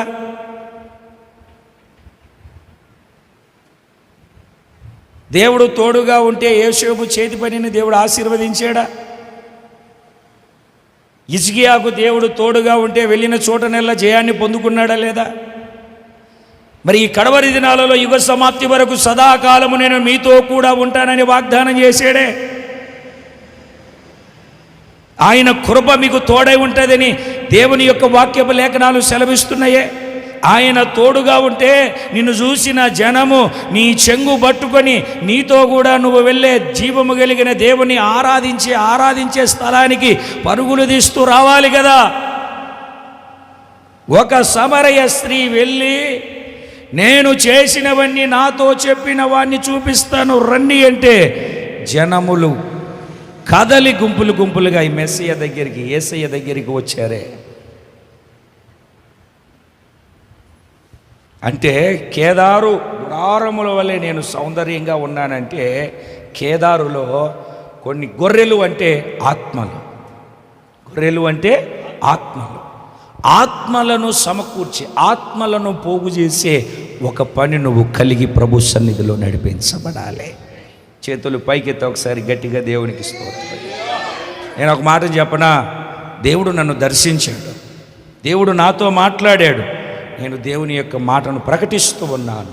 అయితే ఒక తల్లి నన్ను జీవము కలిగిన దేవుని మందిరానికి నడిపించింది. అక్కడ విన్న బోధ సంపూర్ణ సమర్పణకు నన్ను నా కుటుంబాన్ని అప్పగించుకునేటట్లుగా చేసింది. ఇప్పుడు దేవుని సువార్తను ప్రకటిస్తున్నాను. ఎక్కడైనా దేవుని వాక్యాన్ని చెప్పి కొన్ని ఆత్మలను, కొంతమందికి బాప్తిస్మం ఇస్తావా అంటే ఇస్తూ వస్తూ ఉన్నాను. దేవుని పరిచర్య చేస్తున్నాను. కారణం ఏమిటంటే, ఒక తల్లి నన్ను సత్తువగలిగినటువంటి సంఘానికి నడిపించింది. ఆమె నడిపించకపోతే, ఆమె నన్ను ఆ సంఘంలో పోగు చేయకపోతే, ఆమె నన్ను అక్కడ చేర్చకపోతే, నేను ఈరోజు మీకు మీ ఎదుట దేవుని పరిచర్య చేసేవాడిని కాదు. నువ్వు నడిపించే ఆత్మ రేపు ఎన్ని ఆత్మలు నడిపించాలో ఒక్క మాటని చెప్పి ముగిస్తాను. కరపత్రాలు పంచేవాడట. ఎవరన్నా? కరపత్రాలు. 30 సంవత్సరాలు కరపత్రాలు పనిచేసాడట. నేను ఇన్ని పత్రికలు పంచుతున్నాను, చేయడం దేవునికి ఇష్టం లేనట్టుంది, ఈ పని మానేసి ఏదో ఒక పని చేసుకుంటానులే. ఇదే లాస్ట్ రోజు ఇంకా పత్రికలు పంచనని ఆ సంచిలో ఉన్న పత్రికలన్నీ పంచుతూ ఉంటే అలాగ నడుచుకుంటూ వెళ్తే ఒక చోట సభ జరుగుతుందంట, పెద్ద సభ, మహాసభ, 1000 మంది వచ్చారు. అక్కడ పత్రికలు పంచి వాక్యం చెప్పేటప్పుడు కూర్చున్నాడంట. అక్కడ వెనక కూర్చుంటే వాక్యం చెప్పే స్పీకరు నా రక్షణ సాక్ష్యాన్ని చెప్పి కొద్దిసేపు నేను వాక్యాన్ని చెప్తానని ప్రారంభించాను. నేను చాలా దుర్వ్యసనాలలో భయంకరంగా విచ్చలవిడిగా తిరుగుతూ ఉన్నప్పుడు ఒకతను బలవంతంగా నాకు ఒక పేపర్ ఇచ్చాడు. నాకు వద్దు అన్న కింద పడేసిన మరలా తీసి నాకు ఇచ్చాడు. మరలా ఆయన ఏమన్నా అనుకుంటాడేమోనని జోలు పెట్టుకొని వెళ్ళాను. నేను ఏమీ లేని పరిస్థితుల్లో, అయోమయపు పరిస్థితుల్లో, చద్దామన్న పరిస్థితుల్లో తడుముకుంటే ఏదో చూస్తే ఆ పేపర్ నా చేతికి తగిలితే చదివాను. యేసు ప్రభు నిజరక్షకుడు నిన్ను విడిపిస్తాడు, విడుదల కలగజేస్తాడని ఆ పత్రికను చదివి నేను రక్షించబడి దేవుని యొక్క పని చేస్తూ ఉన్నాను. ఇప్పటికి నేను ఇంతమందిని నేను రక్షించాను. ఇంతమంది రక్షించబడడానికి గల కారణం ఏమిటంటే ఆ రోజు కరపత్రము పంచినటువంటి సేవకుడే. దాంట్లో నాకు 10% ప్రతిఫలం అయితే ఆయనకు 90% ప్రతిఫలం అని చెప్పాడంట. ఇక నాకు దేవుని పని వద్దు ఏమొద్దని ఆ సభలో ఆడ కూర్చున్నటువంటి ఆయనేనట అడ్రస్ పేరు కూడా చెప్పాడంట. అంటే అడ్రస్ ఇచ్చేవాళ్ళు కదా ఇంతమంది, ఆ పేరు కూడా చెప్పాడంట. ఓ ప్రభువా, నీ పని నేను చేయలేదు, నీ పని చేయలేదని నేను బాధపడుతూ ఉన్నాను. ఎంత పని చేయించుకుంటున్నావయ్యా నువ్వు నాతో, ఎంత పని చేయించుకుంటున్నావయ్యా నువ్వు నాతో అని ఏడ్చి ఏడ్చి ఏడ్చి ఏడ్చి దేవుని సన్నిధిలో పశ్చాత్తాపడ్డాడట. దేవుని బిడ్డలారా, మనము కూడా మన పని మనం చేసుకుంటూ, మన కార్యక్రమాలు మనం చేసుకుంటూ కొంచెం పరిచర్య మీద ఆసక్తి పెడితే ద్వేషము, పగ, ఒకరితో ఒకరు మాట్లాడుకోకుండా ఎందుకుంటారు? ప్రభుని గురించినటువంటి ప్రేమ నీతో ఉంటే సమాధాన పడకుండా ఎందుకుంటావు? అసమాధానంతో ఎందుకు జీవిస్తావు? మరి ప్రభు బల్లారాధనలోనికి వెళ్తున్నాం కదా, నువ్వు బలిని తీసుకొని వచ్చి ఎవరి మీదనా ఒకసారి ఆ మాటను చదవని నేను ముగిస్తాను. మత్తయి సువార్త 5వ అధ్యాయం 6వ అధ్యాయం.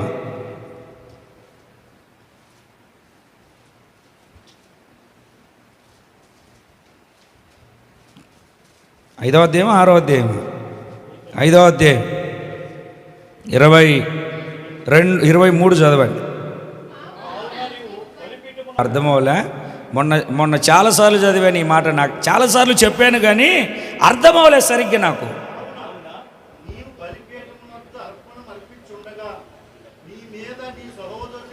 ఎట్లా ఎట్లా ఎట్లా నీ మీదనా లేకపోతే నీ సహోదరుని మీదనా? అక్షరం నీ మీద కాదు, లేకుంటే నీకు నీ సహోదరుని మీదనే ఉందా? ఇటు తలపైకి ఎత్తాను. సహోదరుడు నన్ను చెంప మీద కొట్టాడు, తలలు పైకి ఎత్తండి. ఒకసారి తలలు పైకి ఎత్తమన్నప్పుడు ఎత్తండి, లేకుంటే మీరు గొర్రెలాగా తలకాయ ఉంచుకుంటే ఏమర్థమైపోద్ది? అర్థమైంది? నేను ఏదన్నా ప్రకటన చేసేటప్పుడు కూడా నేనేమో చెప్తాను, మీరు ఎప్పుడు చెప్పారు? ఇంటే మనసు పెట్టి ఇంటే అర్థమవుతుంది. మరలా ఒకసారి ఆ మాటను చదవండి. నీ మీద నీ సహోదరు, ఒకసారి ఇటు చూడండి, అతను నా సహోదరుడు, అతని మీద నాకు ఎటువంటి విరోధము లేదు. తలల పైకి ఎత్తమన్నానా? మళ్ళీ చెప్తే అర్థమవుదు.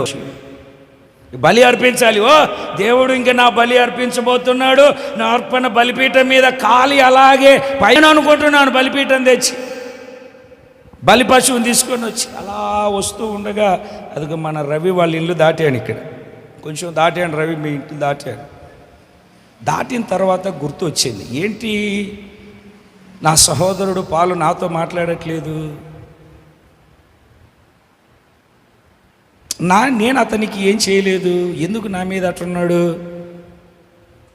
సర్లే ఇంటికి వెళ్ళిన తర్వాత చూసుకుందాంలే, తర్వాత చూసుకుందాం లేని వచ్చి తర్వాత యాజకుడి దగ్గరికి వచ్చి ఆ పశువు మీద చేతులు పెట్టి అంటే ప్రభు అంటాడు, రే బాబు నీ అర్పణ అంగీకరించబడలేదు.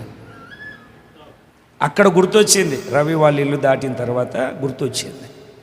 అప్పుడు నేను తెచ్చిన బలి పశువుని అక్కడే వదిలిపెట్టి ఎందుకు పాలు నా మీద విరోధం, బలిపీఠం దాకా కాదు, ఎక్కడ గుర్తొచ్చిందో అక్కడే వదిలిపెట్టి మొదట వెళ్ళి ప్రైజ్ లార్డ్ బ్రదర్, నేను ఏదన్నా నీ ఎడలా చేసి ఉంటే ఒకసారి అలా క్షమించు, నేను బలి అర్పించడానికి వెళ్తున్నాను, నువ్వు క్షమించకపోతే నా బలి అంగీకరించబడదు, క్షమించు ఒకసారి, సారీ ప్రైజ్ లార్డ్ అని చెప్పి ఇప్పుడు మరలా ఎక్కడికి రావాలి, రవి వాళ్ళ ఇంటి దగ్గర బలి పశువు ఉంది కదా, మరలా అక్కడికి వచ్చి ఆ బలి పశువుని తీసుకొని వచ్చి బలి మీద అర్పించాలి. ఇప్పుడు చదువు, మొత్తం చదువు.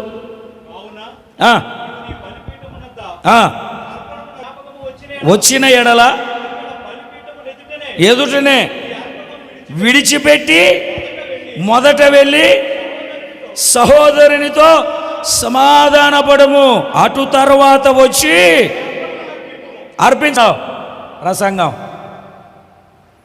ఏం జరుగుతుంది అర్పించకపోతే? తర్వాత వాక్యం చదువు.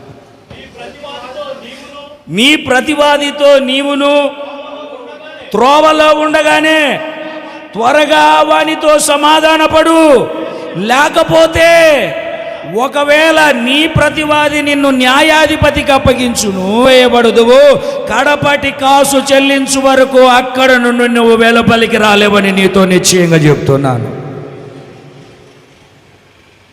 ఇన్ని అవసరం అంటావు నీకు?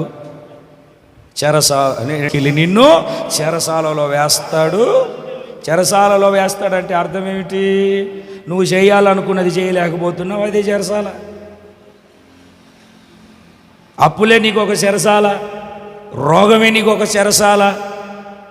ఎందుకు చెరసాలలో వేయబడ్డావంటే విరోధ భావం. ఇప్పుడు సమాధాన పడితే అన్ని సాఫీగా సాగుతాయి, దేవుని యొక్క కృప నిండుగా మన మీదికి దిగి వస్తుంది. సమాధానపరుచువారు అన్యులు మరి అన్యులయ్యే కదా. సమాధానపరచువారు ధన్యులు, వారు దేవుని పిల్లలు, దేవుని కుమారులు. ఇప్పుడు దేవుని కుమారుల మీద దయ్యం పనిచేస్తుందా? దయ్యం పనిచేస్తుందంటే అర్థం ఏమిటి? దేవుని కుమారుడు కాదు. ఎందుకు దేవుని కుమారుడు కాదంటే నీలో సమాధానం లేదు.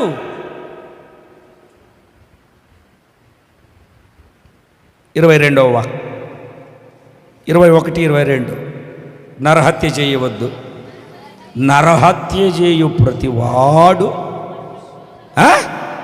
గట్టిగా చదవండి, విమర్శకు లోనగును.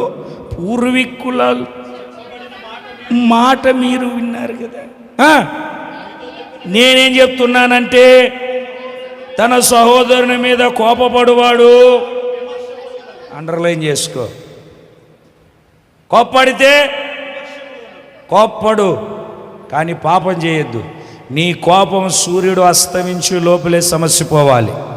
పొద్దున్న 7 గంటలకు కోపడ్డావా, సాయంత్రం సూర్యుడు అస్తమించే సమయం 6 అనుకో, అప్పటికల్లా నువ్వు సమాధాన పడిపోవాలి. 5 గంటలకు కోపడ్డావా, సాయంత్రం 5 గంటలకు, గంటలోనే నువ్వు సమాధాన పడిపోవాలి నీ సహోదరునితో.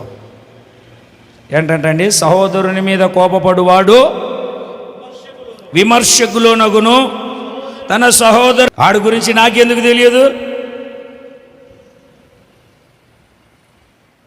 ఇంకా కొన్ని కఠినమైన మాటలు మాట్లాడతారులేండి నా దగ్గరే. ఆడంట సహోదరుడు వాడెందుకు అయ్యాడు దేవుని బిడ్డ? దేవునికి స్తోత్రం కలుగునుగా. నాకు ఒక సహోదరుడు ఏమిటండి, నేను చెయ్యందా అని నా మీద వేసి ఎక్కడ పడితే అక్కడ సాక్ష్యం చెప్పేసి దేవునికి స్తోత్రం చెప్పుకోండి. నాన్న చదువు నాన్న. తన సహోదరుని చూసి వ్యర్థుడా అని చెప్పువాడు మహాసభకు లోనవుతాడు. ఏం చెప్తాడు మరలా? 3 స్టెప్పులు ఉన్నాయి కదా అక్కడ. మొదట కోపడ్డాడు, విమర్శల్లోకి వెళ్ళిపోయాడు, వ్యర్థుడా అన్నాడు, మహాసభకి వెళ్ళిపోయాడు, ద్రోహి అన్నాడు, నరహంతకుడయ్యాడు. ఎక్కడికి వెళ్ళాడండి? ద్రోహి అన్నవాడు ఎక్కడికి వెళ్ళాడు? ద్రోహి అన్నాను నేను ఎక్కడికి వెళ్ళట్టు? ఏదన్నా లోపం ఉందనుకో, వెళ్ళి కూర్చొని చక్కగా మాట్లాడి ఇది కాదు అని చెప్పి వాదాన్ని మనం తెచ్చుకున్నామనుకోండి, సాగదీయకుండా. కొందరు తెంచరు, సాగదీయరు. కొందరు తెంచరు, అది అట్లాగనే పెట్టుకుంటారు. అది ఊరికి ఉంటుందా? అది ఇప్పుడు పైపులో ఏమిటండి, కొంచెం చెత్త ఆగిపోయింది, అది ఊరికి ఉంటుందా? ఇంకా వచ్చిన చెత్తనంతా ఆఫ్ చేసి మొత్తం పైపునే బ్లాక్ చేస్తుంది. అంటే దార రాకుండా ఆగిపోయేటట్టుగా చేస్తుంది. పైపు ట్యాబ్ ఉందండి, ట్యాబ్ మన గొల్లవాంతిప్ప నీళ్ళు మీకు తెలియదేముంది, స్పెషల్గా చెప్పాల్సినవి. పైపు రావట్లేదేంటి సరిగ్గా అని చూస్తే పైపు బాగానే వస్తుంది, అది పీకినప్పుడు, ట్యాబ్ పీకినప్పుడు. ట్యాబ్ పెట్టినప్పుడు సరిగ్గా రావట్లే. 150 రూపాయలు పెట్టి కొన్నాను ఈ నల్ల, ఏం రావట్లేదు అని చూసి ఒకసారి చిరాకేసి నీళ్ళు అయిపోయిన తర్వాత ఇప్పితే చెత్త చాలా ఉంది దాంట్లో. ఇటు తిప్పేది కాదు, మామూలుగా రౌండ్గా తిప్పేది ఉంటుంది చూడండి. దాంట్లో ముందు కొంచెమే ఉంది, తర్వాత ఏమైపోయింది? వాషింగ్ మిషన్ కొన్నామా? ఎంత సేకరణ కొనింది అది? 19,000 పెట్టి కొన్నామా? మంచి వాషింగ్ మిషన్, అమ్మో ఆటోమేటిక్ అని. దాంట్లోకి నీళ్ళు రావట్లేదు. ఏంటా అని చూసి మొత్తానికి పైపు కూడా తీస్తే ఆ ఫిల్టర్ దగ్గర మొత్తం చెత్త అంతా చుట్టుకుపోయింది.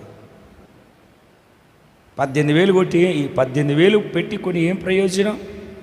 రావాల్సిన నీళ్ళు రాకపోతే బట్టలు శుభ్రం చేయబడతాయా? ఎంత భక్తి చేసి, ఇన్ని కానుకలు ఇచ్చి, దశంభాగాలు ఇచ్చి, ఆదాం పాస్టర్ గారి దగ్గరికే వచ్చి నువ్వు పరలోకానికి వెళ్ళకపోతే నాకేం ప్రయోజనం, నీకేం ప్రయోజనం? నువ్వు ఇచ్చే కానుక నాకు ప్రాముఖ్యం కాదు.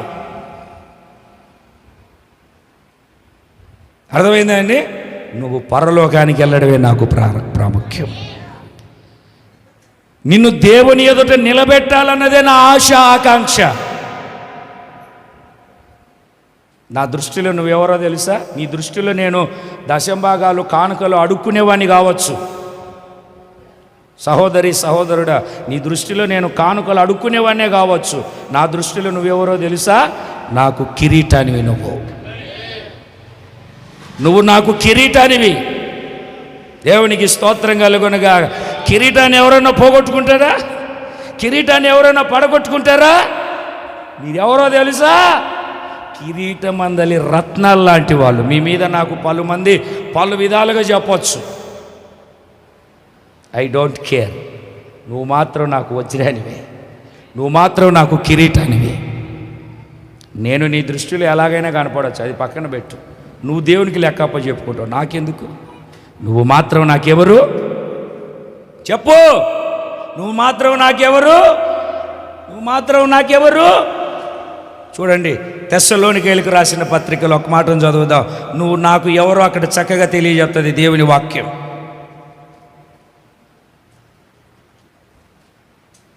తెస్సలోనికైలకు రాసిన మొదటి పత్రిక 2వ అధ్యాయము 19వ వాక్యం. ఎవరండి? నిరీక్షణ, ఆనందము. ఏనా ఏ కిరీటం? అతిశయ కిరీటము. ఏది? మన ప్రభు అయిన యేసు యొక్క రాకడ సమయమున ఆయన ఎదుట మీరే కదా. కొట్టండి గట్టిగా, సంతోషంగా. ఎవరండి మీరు? నాకు నా నిరీక్షణ మీరే. ఎవరండి మీరు? నా అతిశయము మీరే. ఎవరు మీరు? నా అతిశయ కిరీటం. చదువు మరలా చదువు. నిరీక్షణ అయినను ఆనందమైనను. ఏది? ఇటు తలల పైకి ఎత్తండి. నిరీక్షణ మీరే, అతిశయము ఆనందము మీరే, అతిశయ కిరీటము. నువ్వు ప్రార్థనకు రాలేదనుకో, నేను ఆనందంగా ఉంటానని నువ్వు అనుకుంటున్నావా? నేను వెళ్ళి కానుకిస్తానేమోనని పాస్టర్ గారు పిలుస్తున్నారేమో నువ్వు అనుకోవచ్చు. నువ్వు దేవుని సన్నిధిలో వచ్చి కూర్చోవడమే నాకు గొప్ప ఆనందం. నువ్వెవరు నాకు నిరీక్షణ, నువ్వెవరు నాకు ఆనందం, నువ్వెవరు నాకు అతిశయ కిరీటం. ఎప్పుడో తెలుసా? యేసు ప్రభు ఎదుట నువ్వు నిలబడినప్పుడు నువ్వు నా కిరీటానివి. ఆ కిరీటంలో, ఈ సంఘం అనే కిరీటంలో మీరు ఒక్కొక్కరు అమూల్యమైనటువంటి రత్నాలు. మీరు నాకు. దేవునికి స్తోత్రం కలుగునగా. రత్నాలు ఎవరన్నా పాడేసుకుంటాడా? చెప్పవేంటన్నా గట్టిగా. పడేసుకుంటాడా? నువ్వు నన్ను పడేసుకోవచ్చు, నువ్వు నన్ను విసర్జించవచ్చు, నేను మాత్రం పొరపాటు నిన్ను వదిలిపెట్టుకుని. ఎందుకంటే నా ఆనందం నీవే. నువ్వు ఇలాగ దేవుని సన్నిధిలో కనబడుతూ, దేవునిలో ప్రార్థిస్తూ, దేవుణ్ణి ఆరాధిస్తూ, దేవుని గణపరుస్తూ ఉంటే నాకెంత సంతోషమో. ఎక్కడికన్నా వెళ్ళినప్పుడు ఏం చెప్తాను తెలుసా? మా సంఘం అండి, నా బిడ్డలండి, నన్ను ఎంత జాగ్రత్తగా చూసుకుంటారో తెలుసా? దేవునికి స్తోత్రం కలుగునగా. నా ఆనందం, నా అతిశయ కిరీటం అండి మీరు. కిరీటాన్ని నేను ఎప్పుడు పోగొట్టుకోలేను కూడా. దేవుని ఘనమైన నామానికి మహిమ కలుగునగా. నిశ్చయముగా మీరే మా మహిమయు మా ఆనందం. మా మహిమ, మా ఆనందం. ఇంకా అంతకంటే ఇంకేం కావాలండి? ఇక్కడున్నదాన్ని నేను చూడట్లేదు బ్రదర్, ఇక్కడున్నదాన్ని చూడట్లేదు నేను, అక్కడున్న దానికోసం ప్రయాసపడుతూ ఉన్నాను. డబ్బులు అంటావా? ఏదో కాకిని ప్రేరేపిస్తాడు, పంపిస్తాడు. చాలా డబ్బులు కావాలి. మొన్నటి దినాన్నే ఇచ్చేసాడు దేవుడు. మొన్నటి వరకు లేదు, మొన్నటి దినాన్నే ఇచ్చేసాడు. తగు సమయానికి నీకైనా నాకైనా కావాల్సింది ఇస్తాడు. సహోదరులను పోగొట్టుకోవద్దు, ఒక విశ్వాసిని దూరపరుచుకోవద్దు, ఒక సేవకుని ఎడబాటు చేసుకోవద్దు. అన్యోన్య సహవాసం. ఇప్పుడు నా మీద నీకు అంత కోపం ఉంది సహోదరుడిగా, లేదా నీ మీద నాకు అంత కోపం ఉంది, ఏవండి నా మీద నీ కోపం ఉందనుకో, నేను రేపు పరలోకానికి వెళ్తాను, నువ్వు వస్తావా పరలోకానికి నా మీద కోపం పెట్టుకొని? మరి ఎందుకు ఈ కోపతాపాలు, మత్సరాలు, కలవరాలు ఇవన్నీ ఎందుకు మనకు? చెరసాలలో వేయబడడానికా? కడపటి కాసు చెల్లించేంత వరకు వదలడు. జాగ్రత్త. దాటిపోయాం, అయిపోయింది అనుకుంటున్నా. ఇక్కడ కాదు, అక్కడ ప్రారంభించబడుతుంది. ఇక్కడ బాధ, శ్రమ, చెర, వేదన, అక్కడ నిత్య నాశనం. ఆలోచించుకో. ప్రభు బల్లారాధనలోనికి వెళ్ళిపోతున్నాం. లేచి నిలబడండి. చాలాసేపటి ఉండి కూర్చోను. తీసుకొచ్చి పైన పెట్టు.